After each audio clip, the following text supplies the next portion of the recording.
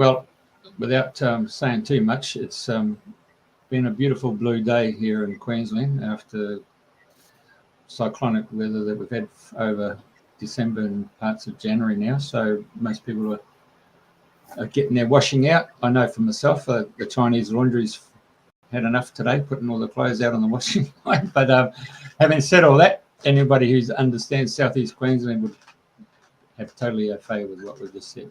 But anyway, without further ado, our guest, of course, is in Australia. You can see that on the show. And it's my privilege to bring my co-host, Andrena Forrest, who's sitting here in the Northern Hemisphere. So it's a good morning to you, Andrena.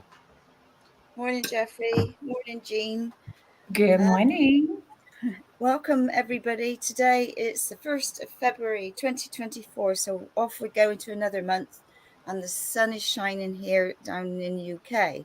So it's with great pleasure that I welcome Jean on the show today. So thank you for being our guest, and it's an absolute delight. And I'm not sure how or where we're going to go with each show. You just never know, but I know there's lots of things I want to ask you. I know you've got lots of lovely things to share.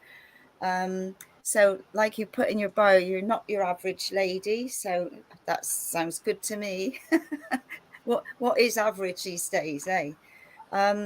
So, you know, one of your gifts is being a medical intuitive, and you're called the medicine woman, and you're a key speaker.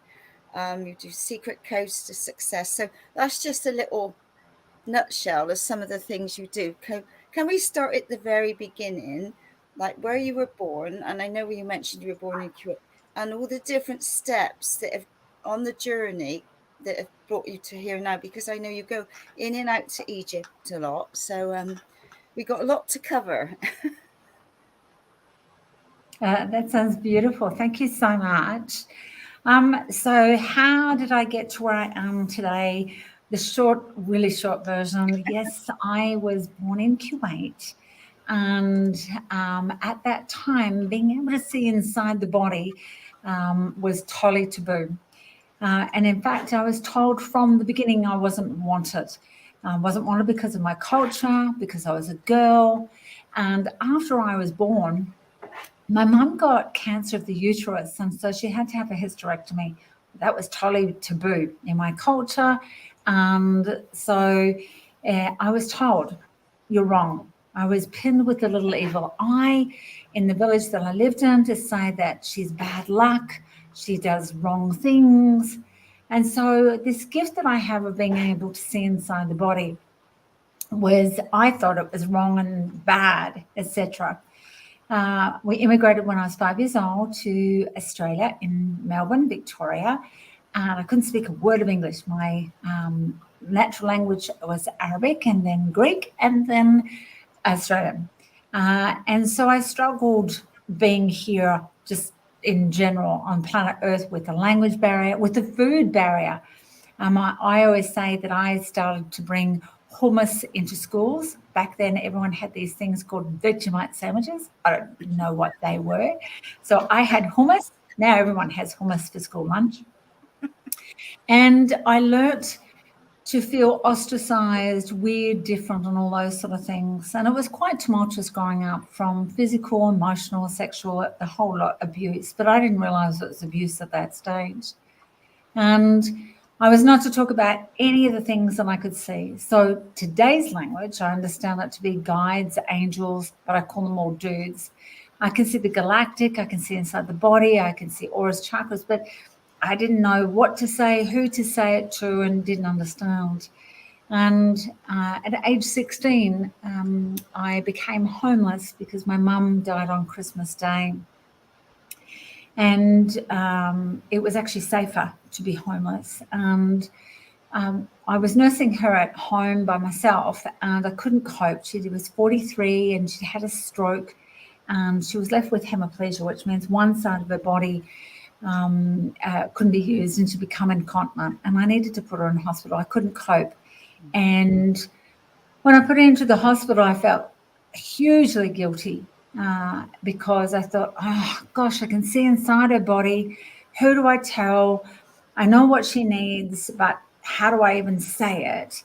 and she died 2 weeks later in the hospital. I was watching the nursing staff and I thought, you know what? I want to be a nurse. I wanted to give back to the community because I felt guilty, but also I thought there's more to what I can see that I don't understand. So whilst I was nursing, I would write case studies about the patients, not that they knew. So I'd write in-depth notes about what I could see inside the body, what they were diagnosed with, and I could see emotional links and past lives and all this other things that weren't addressed in Western medicine. And I needed to know more because what I could see, I needed to quantify it. My brain was playing tricks on me of, no, you're just making this stuff up. So I went into pathology. That's where I used to love stabbing people. That meaning blood tests. I loved doing blood tests, loved it, because I could see the veins without pushing them and all the rest. And so I'd take blood samples, take them to the laboratory. And what I could see with my innate wisdom, I don't call it third eye, was exactly the same in the microscope. And then I needed to quantify it more. And so I went into autopsies so that I could see what I see, is it the same when we cut open the body? And what I noticed was that there was particular sacred geometry of the body and mathematical codes and things. And sure enough, what I could see was what I could see. But there was a problem with the autopsies. I love to talk. The patient doesn't talk because they're dead. The mortician or the scientist, they're not the personality that talks at all. So I didn't stay very long with that one. And it wasn't my thing. I just needed to see what I could see. So that's the short of it. But at the same time, we'd had a brand new baby and he was born with a lot of medical and birth defects. I knew that when I was pregnant with him, there was something dramatically wrong because I could see, but I didn't know who to tell. After he was born, I was quite suicidal because I didn't know what to do with this sight that I had. What do I do with it? I know all this stuff and who's going to believe me? And so I stole the drugs from work. I'm very open about that. I stole the drugs whilst I was nursing. And I had like the glass of water in my hand with the tablets. And I was about to take them. And then I got a vision of our son who was at childcare. Who was only about 2. And it was, don't leave me. So I decided to investigate about the mind health, which wasn't popular back then. Mental health and suicide was all shushed underneath the carpet compared to now. So I decided, well, I can do one or two things. Be around for my son, which my mum wasn't around for me. She died at such a young age. As I said, she was 43, I was 16. Or I didn't know. So I went back to work and I told my nursing girlfriends, and we did something that I loved to do, which was coffee, cigarettes. I know that's not kosher now, but and smut. And smut is when a women like to get together and we have a bit of a chat and how's the children, what's the where'd you get the handbag, all those sort of things. And then I said to my girlfriends, okay, as coffee came, which I don't drink anymore, I lit up a cigarette, which I don't do anymore, had a drag of the cigarette, put the sugar on the coffee, ate the froth of the cappuccino, and I just went straight up and said, this is what I see inside your body. Dead silence. Felt like hours. It was probably seconds. And I thought, oh, they're going to lock me up. They're going to abandon me. That's it. I'm nuts. I'm crazy. And then it was, do me. Look at my body. Look at my body. I bet. And just so that, you know, I'm not clairvoyant, psychic, or medium. I don't know what I am. I just understand I'm very grounded, but I don't call myself any of those things. And it went from that and referrals to, can you teach it? Yes, I can.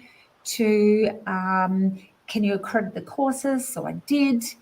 To the course, I've got my own modality, Millennium Modality, it's accredited. We're in 39 countries around the world. To can you keynote speak about it? So I teach at universities and was on cruise ships and things like that before 2020 and schools, and I have my private things. And then I've written 7 Amazon bestsellers. I've got the only medical intuitive cards in the world because people wanted them. So that's basically, short version, how I got to where I am. But the biggest struggle for me was trying to transcribe it from into everyday language, because like, how do you even say it in today's language? So yeah, that's me. Right. Okay. So, going back to when you were little, obviously you've come in with that gift when you were little, and you could see all that then, but obviously you had no idea. Yeah. So were any of your family sort of spiritual or had a gift, or so you come in totally? You landed on this planet. You're right. It's landed on the planet. I'm not sure what happened because of the culture thing. This sort of thing is seen as taboo, and so you don't speak it. And because of the age I was at 16, and I was a very young, immature 16-year-old, but I certainly grew up very quickly. My mum died and I became homeless. Nothing was spoken at home, and it was all about shh, because we don't talk about the abuse that's happening or the violence or whatever. It was all very hush hush. And so I never got a chance to ask my mum, you know, are you into it? Like dad definitely wasn't. All I remember was my mum went, 2 things. My mum went and had this thing called a reading from someone. And then she took my handwriting to someone to get that read. And when you're little, what does that mean? But that's all I remember. So I really don't know. But when I look at after having I take spiritual journeys to Egypt called Return to Self, and where we access sacred geometry and all sorts of things. And Egypt and like all those Middle East countries are very similar. Not that they might say so, but they are. Yeah. They've got this divine wisdom as well that's not called psychic or whatever. So maybe it's just something within the heritage or the lineage, or I don't know. And yeah, there was part of me as well that thought, beam me up, Scotty. I'm just don't want to be. Yeah. So for your love of Egypt, because I mean, Egypt's on my list somewhere along the queue. I'd love to go to Egypt. I've never been, and I sometimes go and stay with my sister overnight. And where she is in the flat that she rents, the bookshelves are full of Egypt, Isis, and when I'm there, I think, oh, I'll have a flashback or a recollection or something, but there's been nothing. And that doesn't mean to say that it's just that for whatever reasons, you know, but yeah, so it's on my to-do list. So you've obviously you've been quite a few times, haven't you? Yeah, and we're going again this year. Right. So yeah, so every year you take a group. Do you go once a year or twice a year? So last year we went twice a year, and the wisdom that comes through isn't just about seeing the anatomy and physiology inside people. I had a crazy awakening that I wrote about in my Sheehan book. And that awakening, like my brain forgot all of this wisdom.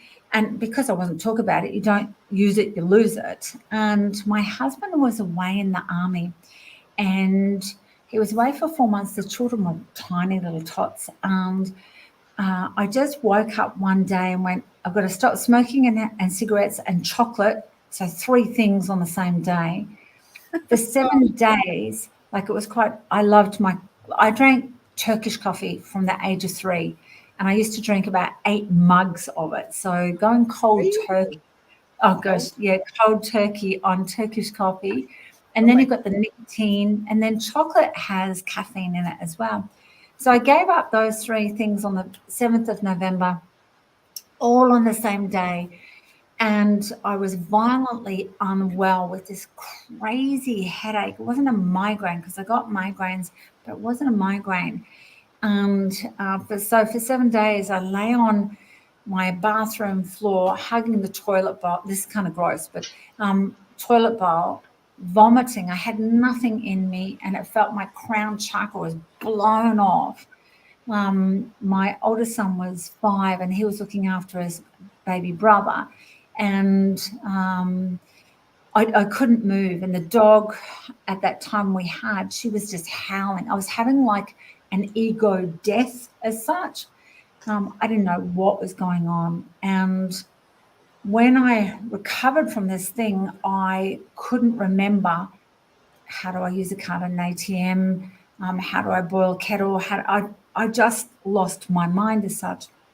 And I had to reteach myself. But at that time, I had these crazy, what I now can call downloads, of remembering all the ancient wisdom and the pyramid and the tunnels underneath Egypt, related to all the South Pacific islands. I remembered Atlantis and Lemuria. I didn't have any training of this. It was just all these flood of memories, galactic, and where you must take people. And I'm thinking, take people for what?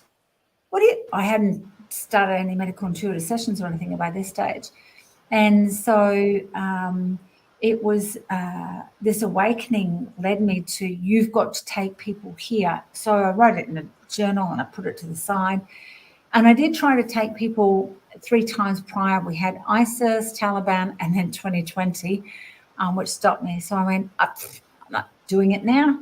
But then I was at the computer in my office. It was December 2022, and I got a message, like a hit on the head, saying, if you don't take people to teach them about the Atlantic galactic part of Egypt, you will never be able to walk again physically. And I went, okay, I'll organize a group. So I did a Facebook Live. It sold out in 24 hours. That was the start of it. So yeah, when I take people to Egypt, it's not so much the Isis and Ra wisdom. We employ an Egyptologist to tell that part. I take them to sacred spots that we do Atlantis memory, galactic, sacred geometry, all of those sort of things. So yeah, that's the journey. So I teach what's called Mystery School. So when's your next trip then? So it's just moved. It was going to be April this year, but when I was in Egypt November, December for a month, and I kept getting, no, wrong time. You have to go in October. So we're now going October. I'm going for probably a couple of months. Clients will be doing a 2-week journey, spiritual journey with me. And the next book I'm writing in June has got all the downloads from Sekhmet. I didn't even know who Sekhmet was. Who's this Sekhmet lion thing? So I'm just so not educated on that, but I just get this information. And so, yeah, that will be very Atlantean galactic orientated. Yes, we said the Sphinx and the pyramid. That's all nice too. But we will be delving into the tunnels underneath the Sphinx. Yeah, so it's pretty special. And everyone that comes back says, oh my gosh, what happened? What was that? And I say to people, please don't come if you think it's a holiday. Please don't come, because it's way more than a holiday. Way more. Yeah. You obviously need a holiday afterwards to get over that experience. Absolutely. All right. Yeah. Well, so did you say this is your 7th book that you're putting together, or you've done 7? No, 8. So the 6th book is The Secret Codes to Success, which is based on this one. The 7th book, Secret Codes to Manifesting, I wrote that in 9 hours. It just came through really quickly. The Secret Codes to Success book, which is on the screen, that was written in 12 hours. Now, you're talking to someone that's dyslexic as well. So not only did I have the language barrier when I was a child, I'm still dyslexic and things all over the place. So the Secret Codes to Manifesting came through in 9 hours. The next book is related to, now why they're called Secret Codes. So 2022, I start to share that we're in a new millennium, a new paradigm, and it's the year of the Sphinx.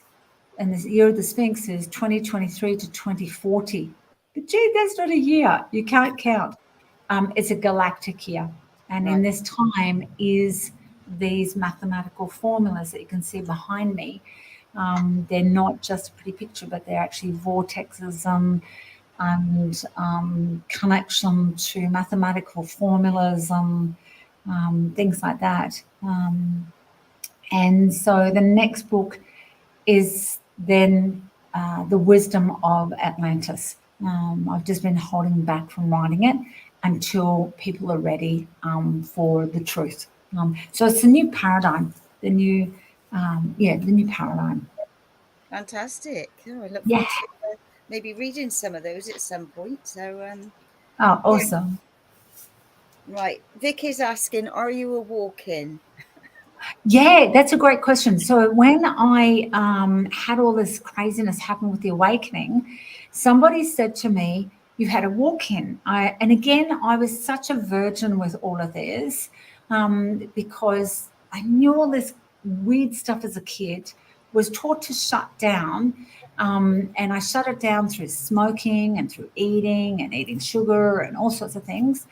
And then it was like, oh, okay, so that must be it. I must be this thing that walked in. I left it, my soul left, and something else walked in. But every time I kept writing about it, because I kept journaling, it was, no, that is old paradigm. Nobody can walk in. That's old paradigm. And I'm thinking, I don't even know what I'm writing now. What is this? So I just kept writing. So in the new paradigm, we understand that we're actually everything, but it was the loss of ego. Ego meaning the limited mind. And it's like my brain has to be completely whitewashed, just right. And then I had to rewrite the story. And so I had to retrain everything. So great question, because somebody actually said, oh, I think you've had a walk-in, but it wasn't. So, yeah, good question. Yeah.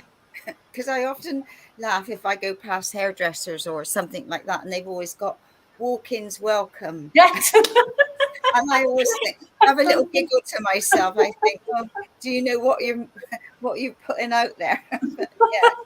I do like that. I've seen those signs. Yeah, that's so good. So good. Yeah. So, right, what have we got? Because I noticed like your book and your cards, and it's very pink. Oh, yes. Why the pink? My husband says, oh, your favorite color is pink. No, it's not. My favorite color is gold. Lots of pink. The pink color is related to when I would look at patients, I would notice that the chakras changing colors. We're used to the old paradigm of the heart chakra being like a green, but the ascended chakra is green pink to a magenta pink. And then the color pink, and a lot of this paradigm is knowing a couple of the codes, which I'll share. One code is, it's so simple. I am lovable, loving, love. So simple. And so the color of love is the pink. The other code is it always works out. And so the pinks are related to, okay, return to love. That's part of the code. And when we're in that love energy, we don't have disease, we don't have monkey mind, everything works out. So that's the short version of pink. And no, it's not my favorite color. Gold's my favorite color. Okay, so what else is there? So who gave you the title of modern medicine woman? Yeah. So it was actually the title Walking, Talking MRI. I had a client, and he just did a session last week, actually. This client came along, and he was extremely skeptical of me. Thought all this sort of woo-woo was just a load of collywobble. And his wife at the time said, look, you're having these crazy headaches. Western medicine can't find it. I've heard about this lady called Sheehan. She's a medical intuitive. What is that? He came in so skeptical. He came in with his arms crossed, not wanting to believe. And what a load of collywobble. He said other things, but we'll say that nicely. And so I saw that he was closed off. I said, look, I've got a nursing background. I'm going to scan your body. It sounds really weird. And I'm writing this information down, and I brought through without sharing because of confidentiality. Yeah. I shared this, and this, and this, and that, and you're having this and this and this, and it's because of this and this. What are you? A walking, talking MRI? And I said, spot on. I love to walk. I love to talk. And yes, I scan like an MRI, X-ray, CAT scan, etc. And then it was my business coach that said, you know what? You're just like a modern medicine woman. And I said, do you know what? That's a beautiful name. I'm going to use that because I've modernized this ancient stuff. And because I generally do keynote speaking to people that don't even know what a beautiful crystal is. Oh my gosh, or galactic or woo-woo. It's like, well, they seem to get around modern medicine woman, but it's all the ancient wisdom of medicine woman and shaman, all that stuff. I just don't use those words as such.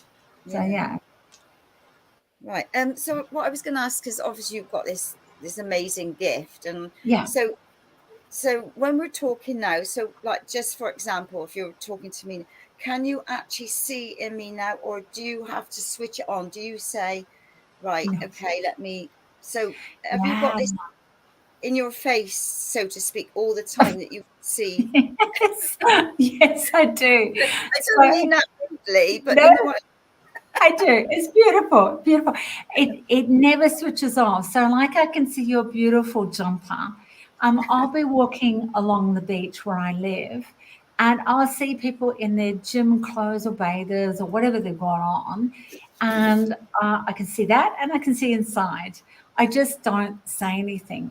And it's the same as today. I took a call of an inquiry about having a session, and they said, oh, I'm interested in having a medical intuitive session. I said, sure. Well, I don't know the person, I'm talking on the phone, and I can see directly inside as though I've just gone straight in.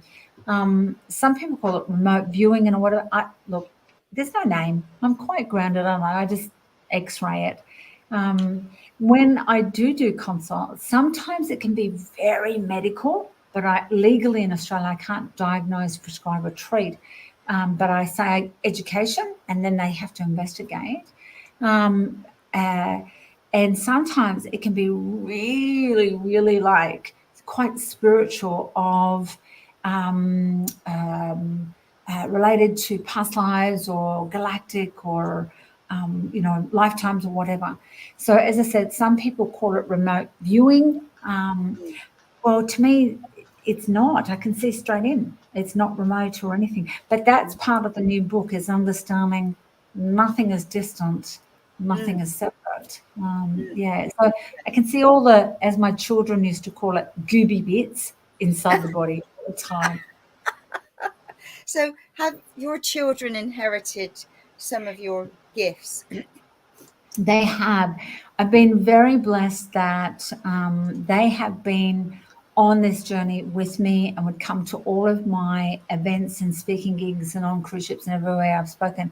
So they've seen that they're accepted to speak this way. My youngest son, he's now 24, he was able to look deeply within animals, and he used to pick up, we have a snake here in Australia called red belly black, one of the most poisonous ones. He would just pick it up and say, Mummy, this needs a healing. And I'd say, okay, sweetie, you just do a healing and pop it down. But the snake never attacked him. And then my oldest son, he came into the world with a lot of birth defects, medical problems, autism and stuff. And he can see inside people, but with his autism, he doesn't relate to people, doesn't know how to communicate it very well. So, yeah, they have it. But also they, as I said, they grew up with it, and I never squashed it. I just said, whatever's comfortable. The 24-year-old's not very comfortable talking about it anymore. He sort of has moved away. But I just think he'll come back in his own time. Yeah, right. Yeah, was a medium and a healer, so we had all sorts going on.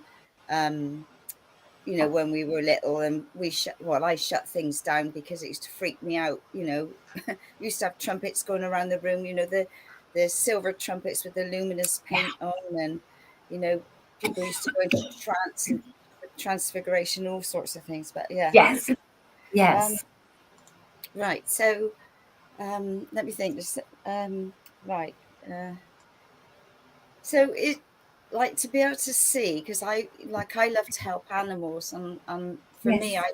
I wish somehow I'm doing my best to open these channels to communicate more and be more in alignment, and all of these, as you go along, you're doing more and more Yes. away and freeing yourself up. So obviously you've got this amazing gift, but do you find times, is there times when it's too much, or you see things and it sort of makes you think, oh my gosh, or Yeah, great question. I think because I have got a nursing background, because I basically, the advantage of being homeless and going into nursing was my generation of my age. I lived in nurses' quarters, so I had food and accommodation, things like that. So the nursing taught me to, I think, handle what I could see. yeah, And so having the medical side of nursing, pathology and autopsies, and the intuitive side, that helped me to see when I'm in that zone, or when I was in nursing zone, I dealt with things because I just felt I had a purpose and a drive and a duty. And it's afterwards that occasionally I'll take it to heart, because I'm still human. And that's more with children and animals. When I was recently in Egypt, I met this fabulous vet. I'd gone with an intention of, I want to help animals, and I met this random vet, not coincidence, that was Swedish and is volunteering. And some of the animals there are not treated very well. It's a bit different from how we treat them in Australia. And they whip them until like their eyes are hanging out and all sorts of stuff. My mind went into, just got to do what I got to do. But then there was part of me afterwards of like, oh, but that's the human part of me. But when I'm doing my role, the passion and the love for a human, well, it's not even just, it's human, plants, animals, the whole lot, is so profound. But on the animal thing, I denied seeing in animals. I said I could do it, but I denied it. The dog I've got at the moment, Zach, he was a previous dog, Lucky, and she said as she was dying from a tick-related paralysis, I'll be back and you will do animals. And I went, no, I won't. So 10 years later, we got a dog, Zach, and he said, I'm back, do the animals. So he's been on front covers of magazines and all sorts of things. He's been quite a star in himself, but he was the one that said, you've got to release animal medical tuition as well. Don't leave us behind. Yeah. Yeah. Yeah, because for animals, for those of us that haven't got that ability or opened it or what have you, you don't know what that trauma that animal's suffering, and I often think, oh God, I wish, anyway. Yeah. And it may not, that may not be my role to be communicating with animals. You just don't know what's so when you're because I know you're a global speaker, is this mostly around Australia, or do you well, I think you said you were a global speaker, so obviously Yes. Yes. So Australia and Philippines. yes, Australia and wherever. 2020 had me, like everybody else, locked down in Australia, and thank goodness for Zoom, because it meant, oh well, I sit in my home-based office now and go global that way. But I'm back out again, and as I said, Mexico in a week, Vietnam, Egypt. I was to go to Machu Picchu, but I've decided not to do it this year. It'll be next year. And possibly Vanuatu. It's just trying to fit everything in Australia and overseas. So yeah, I do it globally. Yeah. Right. Secret codes to success. I know we've seen some pictures. So how did that come about? And is that started in book form, and that came through. So, so as you've written each one, is there more and more to help people to be more successful, be more Sure, empowered, and be more of who they are? sure. In the writing of all my books that I've done, they actually relate to, they relate to this, that this is actually, I'll show you, it's actually a 10-point Merkaba. And a 10-point Merkaba is a pyramid within a pyramid. And if I take it and squash it against my screen here, it looks like a Star of David. And these are actually seats of consciousness, doors to, I call them doors to houses of consciousness of awakening. And this is the ego awakening and ego death. And this is what came through chronically, big time, when I had my awakening, that each number relates to a different space and place. Now, why is it called secret codes to a success? It's a code, meaning a mathematical formula. Like if you're pushing a code, like to get into a house or whatever, 2789, you suddenly can open the door. Same with these codes that help people, like this is all within us, but has been forgotten. And it was very much related to Atlantis and Arcturian and galactic and all those sort of things.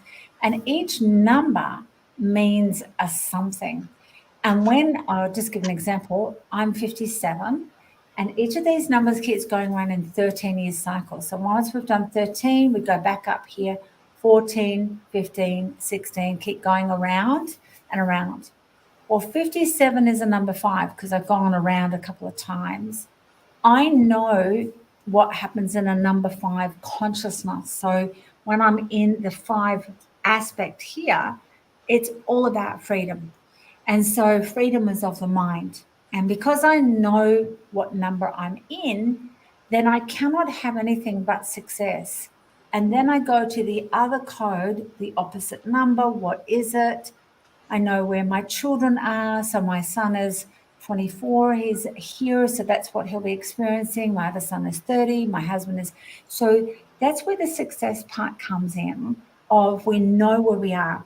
So the old thing of a little glass ball and I can't tell your future thing, this is the future thing, that this is actually a sphere. One mind, one heart. And when you understand the 10-point Merkaba, it's knowing all of your outcomes. And so the code to success is understanding I can actually move away, I can clean the slate, I can rewrite my story. And one of the secrets is if that thought is not loving, it is not mine to own. All around us is what I call quantum soup. We're all living in a pot of soup. And over here is the thought of you're dumb, the one that's stupid, I'm really clever, I can earn money, I'm not good at math, whatever the thoughts are. And we unconsciously go, let's pretend my cards are a thought coming in. The thought is, I'm dumb. Oh, I'll just take that one. We unconsciously take that thought. Where'd that thought come from? And it's not about blaming anyone. But this is understanding if that thought is not loving, it's like a tennis match. You can ping it off like this and say, nope, nope, nope, nope, nope, nope. Because in consciousness, there's only one thought. I am lovable, loving, love, love. And it always works out. That's it. And so that's a really short version of the process that people go through in the book. It's like an overnight read or read it on a short plane trip, but it's the processes and then it's taking them back through the consciousness, taking them back to go, okay, who are you? Remember anything is possible. And that's part of the 10-point Merkaba, is understanding anything is possible. And so it's not the success of I'm a millionaire, I've got 5 children, they're all illusions that we've played in this third dimension. This is 5th to the 13th dimension of, well, what is success? And who gets to define it? is you as the individual. So when you go through the awareness, it's like when somebody said you were dumb or you can't do, that's not your thought to own. You are a success if you realize, well, I did well. So it's actually taking people, all of this work is taking them through a journey to remember their activations to assist humanity. And it's to that next evolution and the next paradigm of the 5th to the 13th dimension. It's just we play this 3rd dimension along at the same time. So does that make sense? Because that's pretty full on in itself as a question. Yeah, no, it does. So if I wanted to work out like where I am now on the chart, yes, I mean, or if people wanted to do the same, how would we do? Obviously, that's in book 1. No, this is door 5. So all the books are called doors because they all relate to one of the doors. So, for example, do you want me to do yours? Well, all right then. Go on then. Yeah. And please know that whenever I do anything public, I make sure it's confidential. If I see anything, I don't actually say it because confidentiality is a big thing.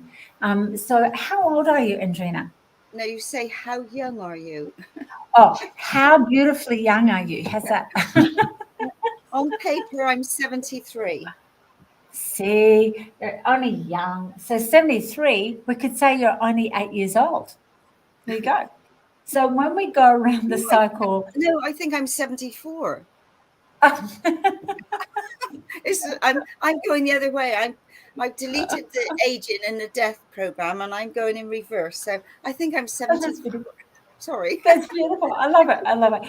Well, either or, whichever one you want. So as I go around the circle, it keeps going the numbers. So we've got 65, 67, 8, 9, 7, etc. 74 is a number 9. And so there's different processes in each 13-year cycle. Now you'll notice number 13, all the religions say 13's bad, it's the devil, but it's actually the number of the genius right in the middle. Right when we're right inside here, we are the genius. And so here in number 9, or I should go back, 1 to 13, we learn in the feminine. And so it's much easier. Would you like to do that? Come on, sweetie. 14 to 26, we learn in the masculine. It's a lot harsher. High school, get out and get a job. Then from 27 through to 39, we learn to integrate. Do we like it this way or this way?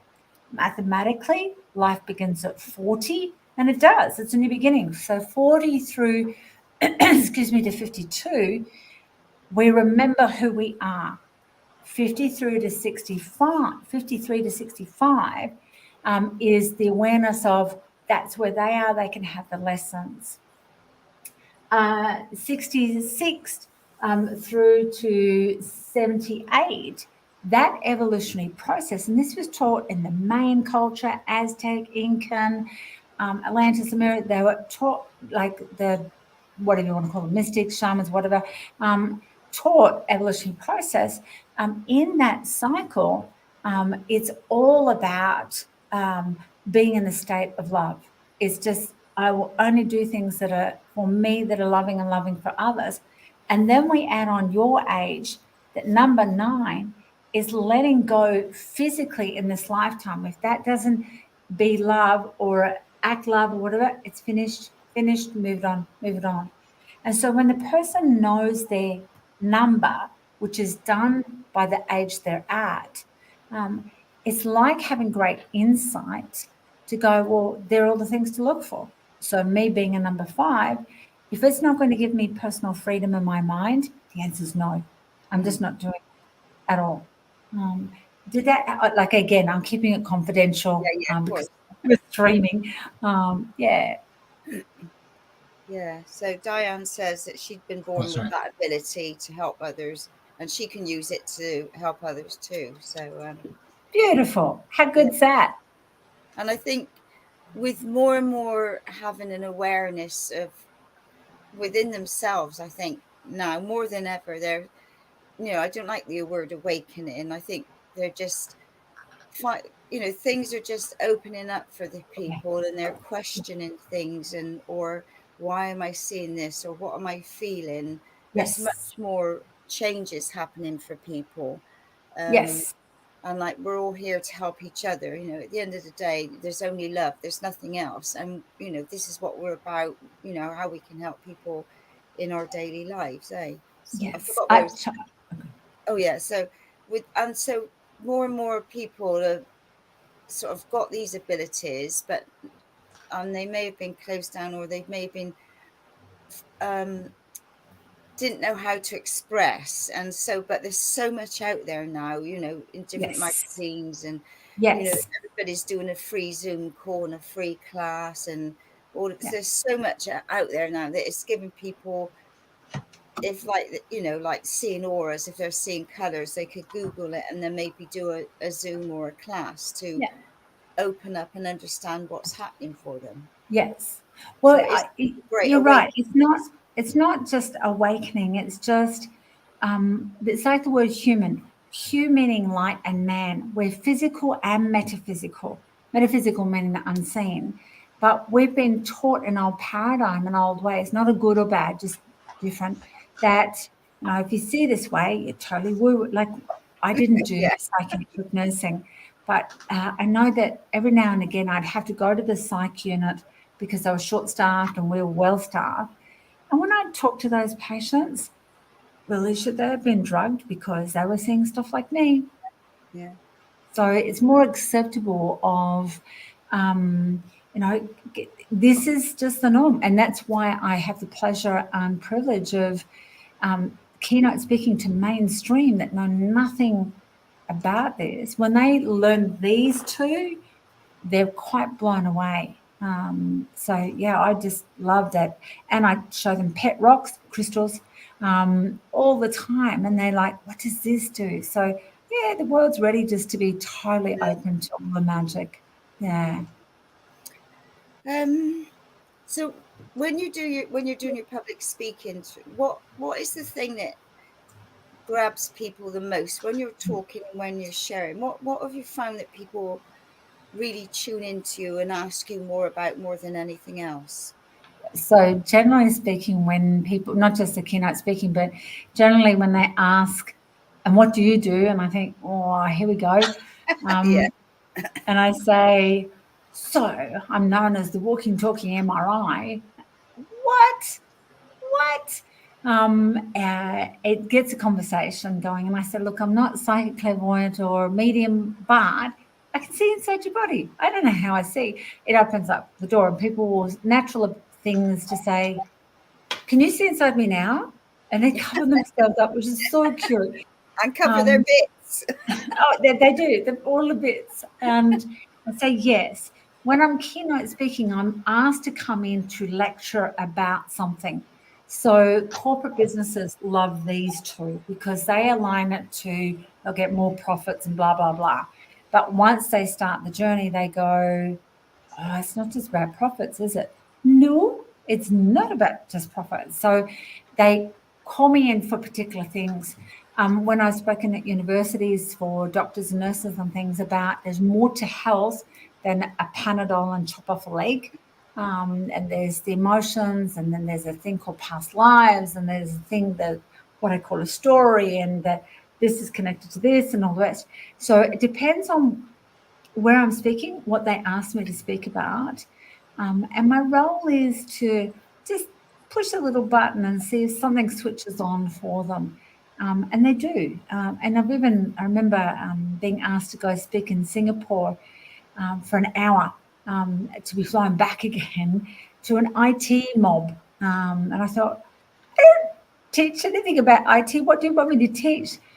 How to use your intuition. Okay, but they're IT. What is it? They're using their intuition for IT. I don't have that gift. No. They need to be able to connect to their intuition related to people, not the IT.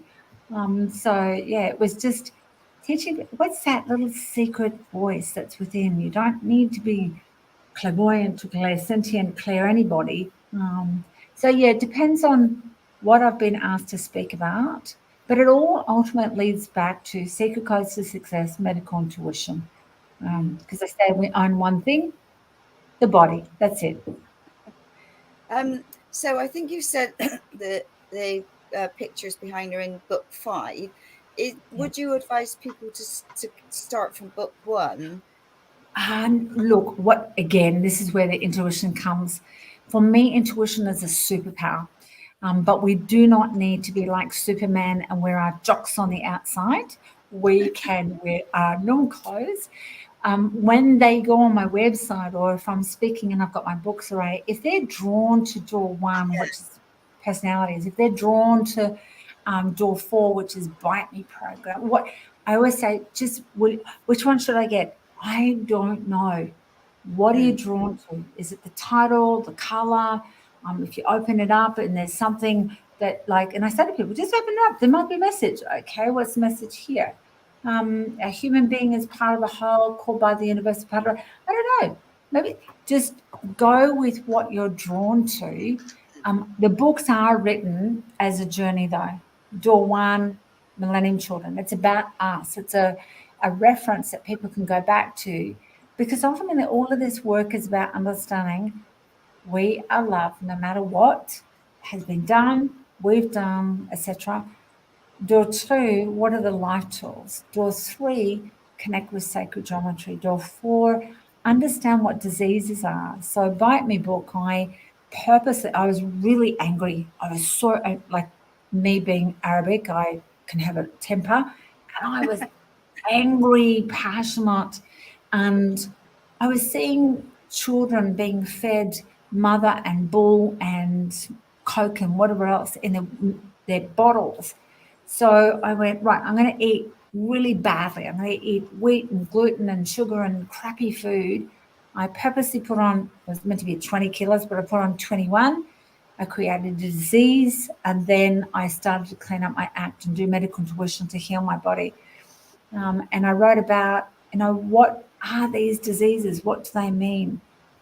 So it might be that. It might be the secret code. People are just drawn to what they need to. But each book is done according to the processes of evolution. And so those that follow me and continue the journey, what's the next book? Come on, we want the next book. What's the next level? Come on, let's go. And even people read my first book was the Jean Sheehan book, even though it's door 13. People read it and said, I don't know what you put in it, but something awoken within me and I could feel the energy. That's my intention too, behind the scenes as well. Yeah. Yeah, and that is the key, isn't it? Is something in that book for somebody awakens something. Yeah, absolutely. The children that are coming through now, because we know some of the children are coming in with amazing gifts, and you can see their eyes and. Totally.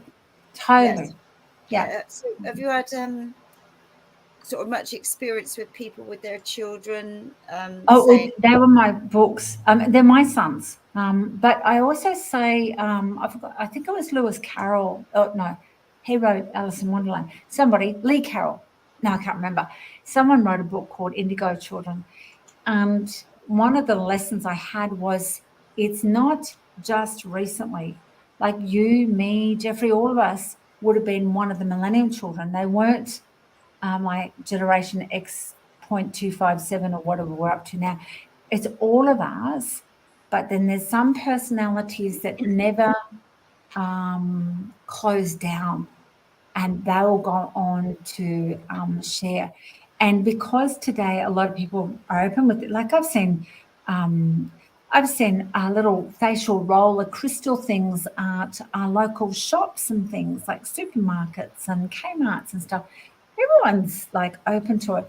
That these kids, they tune in. If they know you're open to it, they'll talk straight out and say, "Hey, lady," or "Hey, man," and share. It's beautiful, absolutely beautiful.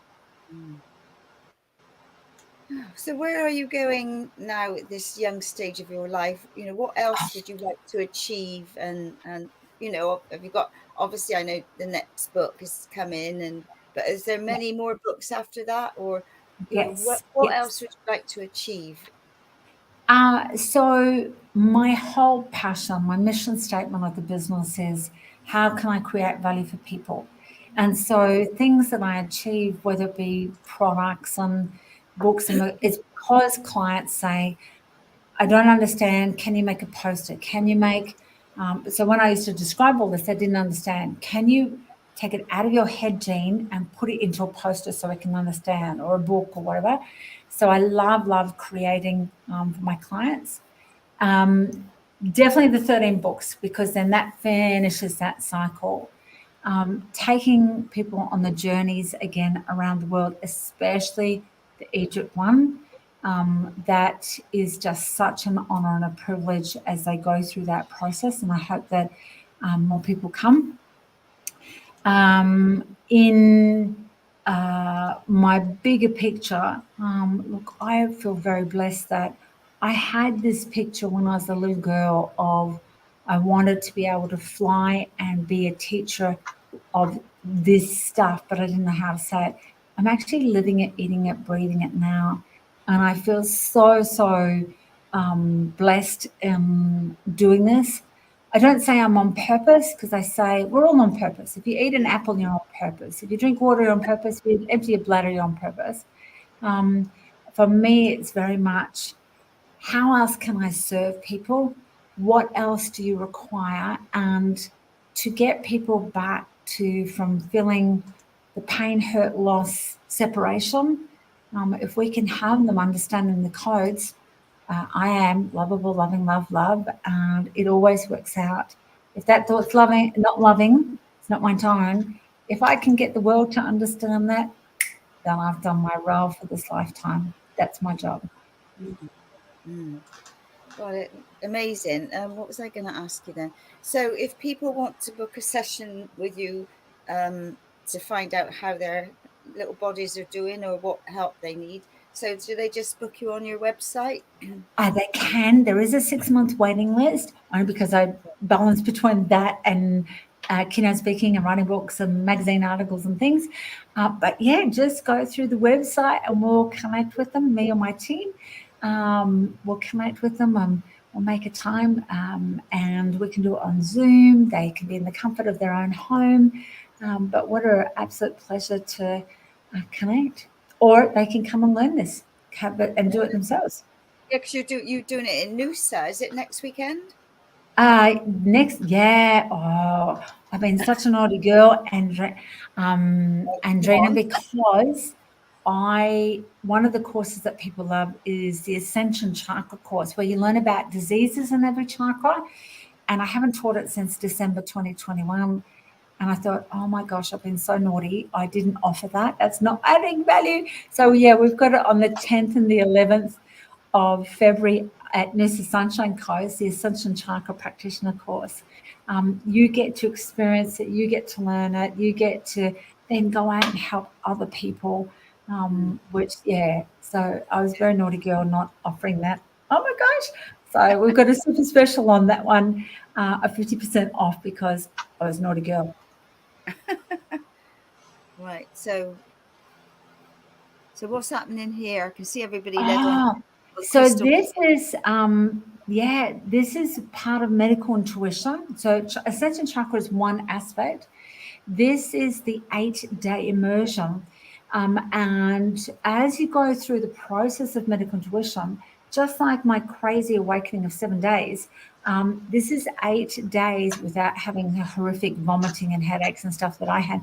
And this is where we do the teleporting and astral traveling, etc., to gather more information. So we do a special crystal gridding and, as I said, teleporting, which is pretty significant.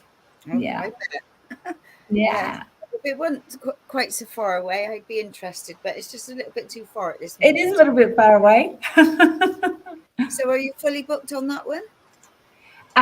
Those dates are to be released. We're just waiting for the venue to get back to us, because it starts with an 8-day immersion, but it's a 12-month program. And each module, we do medical astrology, how do the planets affect you, personality, animal, so a sacred geometry. So it's one module a month so that people can keep adding to their wisdom to help support people. And so is there any other courses that you're running, excuse me, besides that one at the moment? Just at the moment, we've got Ascension Chakra, the seasonal manifestation, and Mexico and Egypt. I'm just trying to balance that's public because I do a lot of stuff privately as well. Yeah, And so they're the ones on the website at the moment. Just when I keynote speak, because they employ me for that, I can't put it public out. But all the other ones should be out very soon. Very soon. Well, they Yeah. just need to follow you or connect with you Yes. or the website. Yes. Yes. It's funny, like the intuitive, because I picked up a book, or I bought a book in Australia years ago called The Secret Language of Your Body. And so Yes. I always sort of use that as a Bible when anybody says they've got anything, or, there's different issues going on, and you think, because not everybody's got the ability to tune into their body, and it's obviously being in that quieter space to receive the guidance, the signals, the messages. But in the book, it would be even like a split in your fingernail or something, and I'd read it out and I think, oh my God, that's spot on. Yes. And it is learning the language of your body. So what tips would you give anybody now that would like to tune in more to their body or to their inner wisdom? And I know, before you talk about that, I know I listened to it was a link you sent me or a replay, and you were talking about supreme moments. Yes. And I thought, yeah, that makes total sense. So I'm sat here having my cup of tea, and then I got my shower. Well, I've got a few things bothering me at the moment, and so I'm in the shower, and I'm, oh my God, how am I going to deal with this? And and I thought, stop. I'm not having a supreme moment. I'm in the shower. I can feel the water. I'm rubbing the soap on my body and all of that. And it made me think, it's so easy, when things are happening, instead of focusing on like the main thing that you're doing in this moment now, as opposed to worrying about, whatever's going on. And that, so for me, that reminded me yesterday. So thank you for that. Oh, my pleasure. My pleasure. And that brings up part of it, because I used to teach mystery school, so all the remembering, this is all mystery school. And then I was guided, don't teach anymore until 2023, and then let rip, just share all of it, and then stop teaching again 2040. So I've got a couple of years. And so a lot of the things that I share and speak about are mystery school, the ancient wisdom of the schools. And so one of the things people always say, Jane, can you write a book on medical intuition about all the diseases? Nope. What? Nope. But it would be so popular. Nope. Because what happens is, when I teach this, it's you find that mystery and moment. And I really, really praise and respect all those. I think there's Annette Noontil, Louise Hayes, Ina Segal. There's a few people that have written books and things. Here you can see on our courses, we have a little bit of crazy fun. Oh, I've still got the same dress on. A bit of crazy fun on our courses. And I'm just teaching them how to dance the Zumba. What's that got to do with good intuition? Like, it's all about fun. That it's mystery school, and when we have those moments of understanding, we can actually tap into our own body. But we don't take those supreme moments and go, what happened? Oh, I bumped my thumb. How do I feel? Emotions are integral to intuition. They're our GPS, and we get insights all the time. Or I say to people, what happened 2 weeks before this session? We booked a session today. What happened 2 weeks before? Oh, nothing. No, go back to 2 weeks ago. I had this car accident. What were you thinking at that time?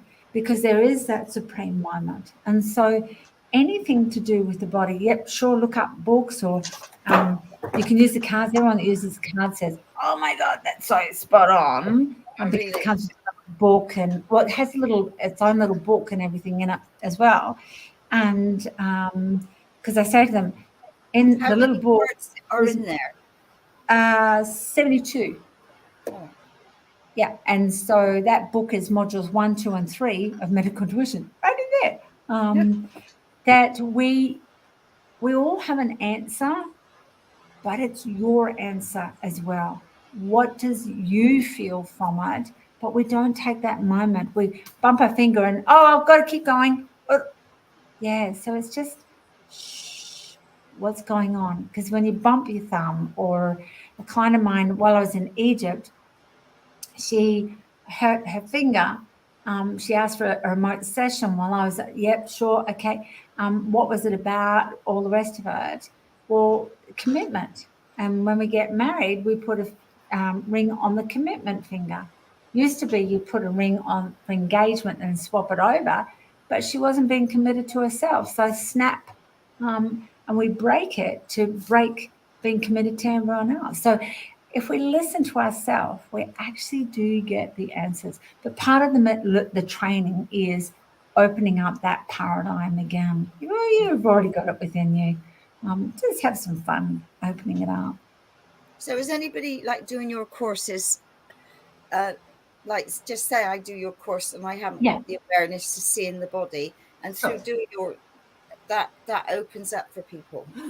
Look, I just, like, we have lots of tears and laughter of realizations. And I remember, I'll call this lady Gertrude, just again, confidentiality. And I said, okay, I want you just to place, the clients' heads were on the massage table, place your hands on their head. And she squealed like a pig. It was like, wee! Like, and I said, what's the matter? I can feel my hands have gone into their brain, and I can feel the brain. I said, just breathe. That is how you're meant to get the info. Other people can see it, smell it, taste it, vision it, whatever. Just everyone is different. Everyone is different. And then you're going to get to a stage where it's not a vision. You are there in the quantum and can get the information direct, but it's not channeled, and it's not an archangel or a guide or whatever. You are in the quantum straight up. So yeah, everyone does get it in their own time, and that's the main thing. It's not pressure of, oh, by the end of this module you have to get it, because that doesn't put you in that supreme moment either. Fabulous. I just want to interrupt there. I just played a little video clip there, but it's got a soundtrack to the back of it. So I haven't played any of the music purely because YouTube and Facebook have a little copyright thing, and they even when you had the show, they shut you down and remove the show. So I just want to let people know why I wasn't playing the audio in that particular segment there. Thank you, Jeffrey. Okay, well, I think we've covered quite a bit. So is there anything else that you would like to share before we close today? I think just the secret codes to success. If you remember nothing, and even if you think, oh, that crazy lady, the walking, talking Mario, whatever it is, that crazy lady, remember that two of the codes, and one is, it always works out. These are mathematical things to say we're right on par, even though when we're in the human dimension, third dimension, and we think, oh my gosh, life is just crazy, it's not working, and blah, blah, blah. Life, it always works out. That's number one. And number two is, if that thought is not loving, it's not mine to own. So simple, so simple. And they were the teachings of Atlantis, ancient Egypt, and not Egypt of Isis Ra. There was that, then there was the Nubian Egypt, then there was Atlantis, and then there was the galactic, which is what we go and experience on my journeys and things. And yeah, just those two things. It always works out. That thought's not loving, it's not mine to own. And live your best life. Fabulous. Well, it's been an absolute delight to have you on the show. So thank you.